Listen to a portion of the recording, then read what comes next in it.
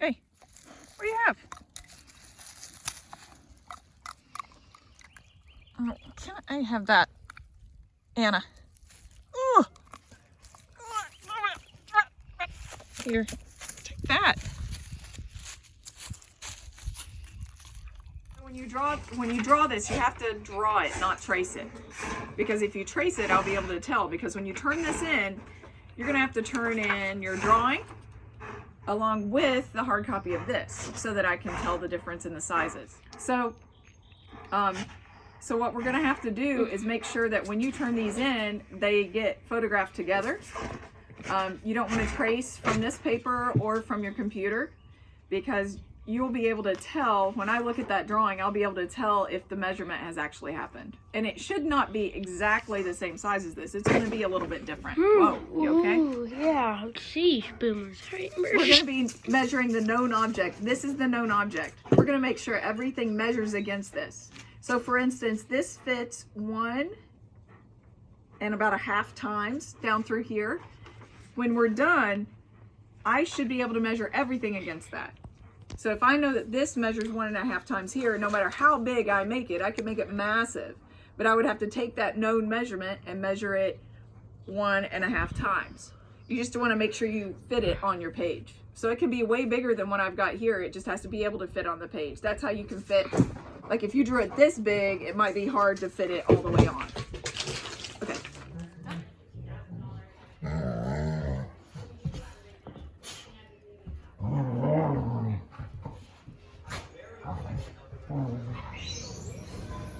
So when you're on my website, which if you really need it, I'll probably send it through email, but that's what it is if you really need it.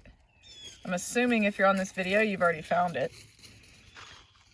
If you go to this button, it says Stuck at Home. You click it. It's going to take you to the Stuck at Home page. And one of the things it says, there's a little spot right up here where you can email me. That's connected straight to my phone. So parents, you can email me, or you can get me probably through that if you have questions. And right here it talks about like the redo policy with Edpuzzle. Any Edpuzzle that is not a 70 or above, I'm going to go ahead and restart for you. All the Edpuzzles are going to be pretty small if they're just informational Edpuzzles. So these kind right here are more informational or art history Edpuzzles. They can really, anything green can be watched anytime. Anything purple, you'll want to watch it in the order that the steps are in, because if not, it could really goober everything up, because you could end up having to rewatch a whole bunch of stuff. Edpuzzle, if you're trying to get to Edpuzzle, you can either click on any of these links. This link, for instance, if I click on it, will take me to the 6th grade link for Edpuzzle. It'll take me to that actual video for that, and you'll be pushing that and answering the question. You'll see that this video was only 27 seconds long. Some of them are really tiny, unless they're a tutorial video where you're going to have lots of steps and you're going to have to really pay close attention. So when kids are doing Edpuzzle in my classroom, what tends to happen is I have other ways of seeing if they understand the material. Right now, I don't have other ways of seeing if they understand the material. I can't ask them questions right then verbally. What I am grading is their responses to the Edpuzzle. So if they don't respond the way that it needs to be responded, like if let's say a kid gets a 69, I'm probably going to restart that video and then make sure the kid knows that it's been restarted so that they can rewatch it. It's 27 seconds long, but it makes them kind of interact with the information that I'm going to be building on throughout the lesson. The kids are used to Edpuzzles being very easy. They're going to be a little trickier, not super, super hard. And if you listen really closely, the answer happens right before the question's asked most of the time. So it'll be a lot easier for them if they'll just put headphones on or get into a quiet space to be able to do them. So the amount of work I'm going to give each day, I know you guys have a lot of other stuff that you're doing for other classes. The amount of work I'm going to give every day is going to be about comparable to what we would expect to get finished in each class period.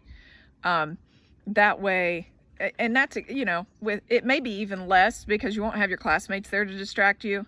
It depends, I guess, on what you have in your house, because if you have dogs to distract you. Oh geez, Boomer. I don't want to throw your ball, Boomer. Okay.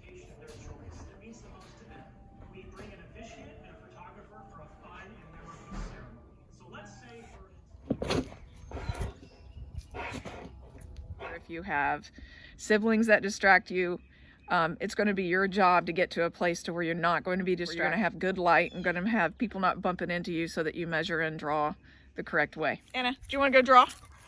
Come on, let's go draw. Come on, let's go. So you'll notice for every step, there's a group of 6th grade, a group of 7th grade, and a group of 8th grade Ed puzzles. And these Ed puzzles, it's kind of going to be the exact way that I can tell whether or not a kid has logged in or not. So it's really important to make sure you hit the right grade level.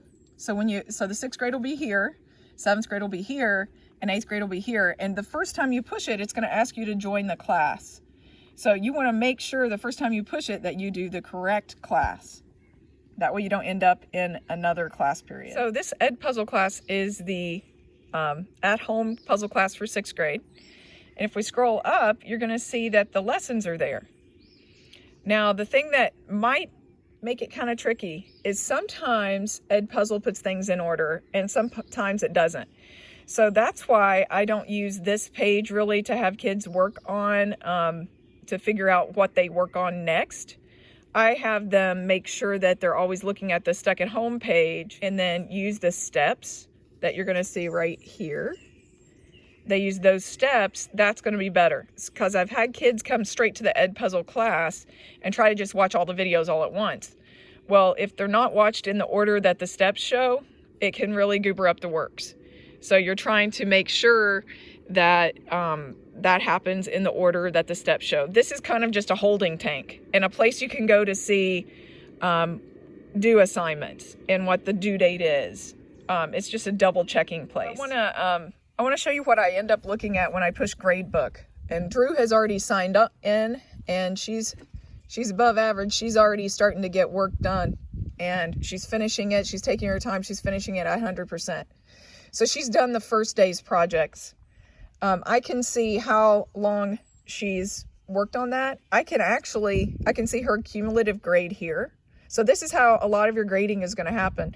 The end of the time project is going to be huge, but these are going to be some ways that you can balance out some of that. So if I click on that, I can see how many times, even if Drew had watched a portion of this video more than once, I could have seen it. It would say 2 times or 3 times. Let's say she didn't understand the question. She could go back and rewatch.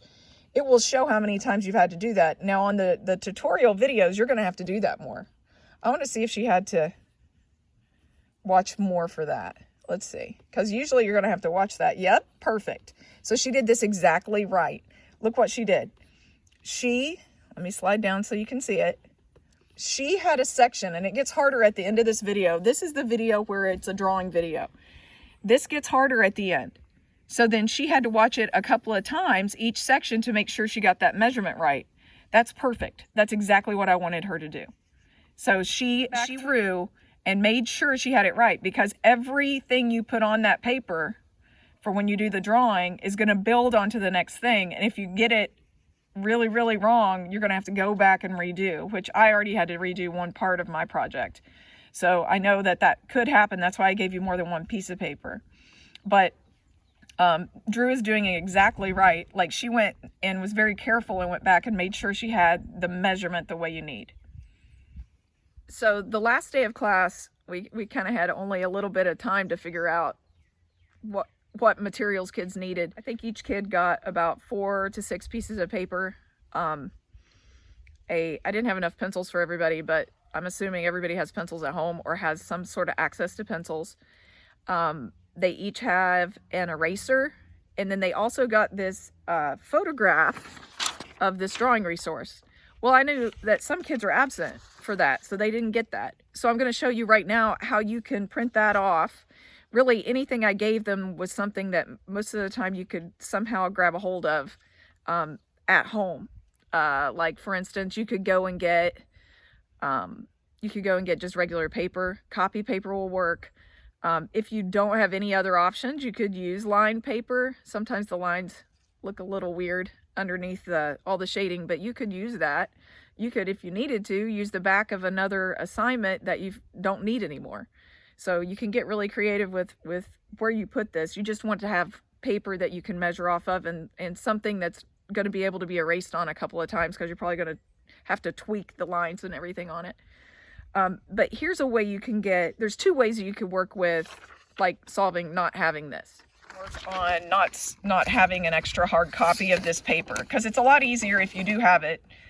If you have a copier at your house, you could go to my general daily agenda, which is right here, and that's going to be updated every day also to make sure kids know exactly what to do. That's like a typical thing in my classroom. As soon as kids come in, they look on that to see what we're doing for the day. So it will actually tell you exactly what to do. Okay. Right here, there's a slide, and if you click it, it gives you the copy of the picture that I sent home.